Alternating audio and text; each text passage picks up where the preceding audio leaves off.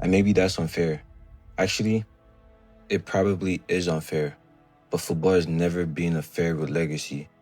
We remember moments. We remember who showed up. We remember who disappeared. We remember who carried something heavier than club form. And that's why 2026 might expose a lot of reputation. Yes, I put the trust and the confidence in, and really believe in all the players that are that make the roster. It's not only Taylor. I trust in everyone. That is why we select them. Not because these players are terrible, but because some repetitions are built in the perfect condition. And the World Cup really gives you perfect conditions. Now there are 4 different types of players that could get exposed during this World Cup. And listen carefully, because the 4th one will have you questioning, is this guy really my favorite player? Or is he only good when he plays for clubs? Now the first one is a system superstar. This is a player who looks world-class because the club gives him the exact role, the exact support, and the exact rhythm he needs. At club level, it looks inevitable. Everything flows through the same patterns. He knows where to be. His teammates know where to find him. The manager knows how to hide all the things he doesn't do well. But when he plays for country, something changes. I was trying, normally you go out and you hit someone in the chest, and he was just going underneath it, and I was thinking, this guy, he's a magician. He's the best player I played against. He was just devastating, and I feel we all kind of felt if we played against that Barcelona team without Messi, we probably would have won. The timing is off. The support is missing. Even the role is slightly different. And suddenly people start asking, wait, is he actually that good? Or is the club making him look that good? And that's a dead question for fans to start asking. Because once they start asking it, they won't stop. The second type is the hype superstar. This is the player whose reputation is moving faster than their resume. The one with edits, the comes, the next big thing labels. The one fans defend before he even has time to become himself. And this is tricky because some of these players are really special.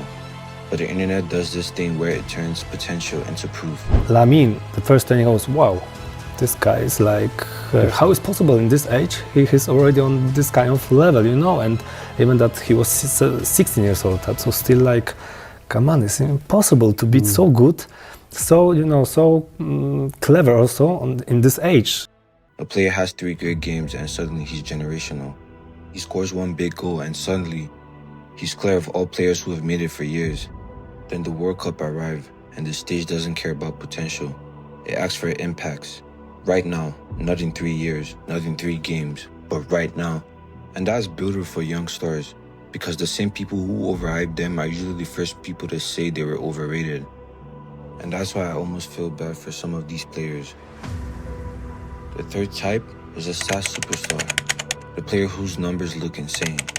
Goals, assists, progressive carries, expected goals, chance creation, all of it. And stats matter. They tell the truth, but they don't always tell you how a player feels inside a game. Mbappe is more of a complete player. He can do more things than Haaland. He can do the unexpected. He will do things that you will react, wow. He reminds of Ronaldo the Phenomenal, the Brazilian. They don't always show fear. They don't always show control. They don't always show whether a defender is terrified every time that player touches the ball. And the World Cup exposes that. Because in a World Cup knockout game, you might not get 10 chances to beat your numbers. You might get 1 moment, 1 transition, 1 duel, 1 shot, 1 pass, 1 decision. And suddenly, the question becomes, can you affect the game when the spreadsheet isn't protecting you? Now the 4th and final type of player is the comfort superstar. This might be the most interesting one because some players are amazing when everything is calm, when their club is winning, when their tactics are familiar, when the crowd is even behind them. But the World Cup does not always give you comfort. Sometimes your country expects you to save them. Sometimes you're not playing the beautiful game of football. Sometimes you're playing the survival game of football. In the beginning, probably was my father. My father in the beginning pushed me a lot, not a lot, a little bit, to follow my dream. And this is where some players lose their aura, because you're talented is one thing, but being responsible is different. And at the World Cup, responsibility gets heavy, very heavy. That's why the tournament can make some players look bigger than we thought, and others look smaller than we expected. And this is where the word fake becomes complicated.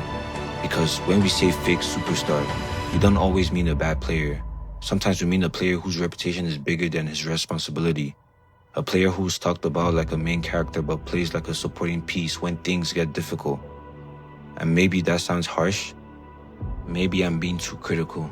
But if you've watched enough football, you know there's a difference between a great player and a player who can carry the feeling of a game. And honestly, this is where I want to know if you've been seeing the same thing. Because sometimes I watch certain players and I think, he's clearly talented. So I'd admit I lied. Maybe the 2026 World Cup won't expose fake players because they aren't bad players.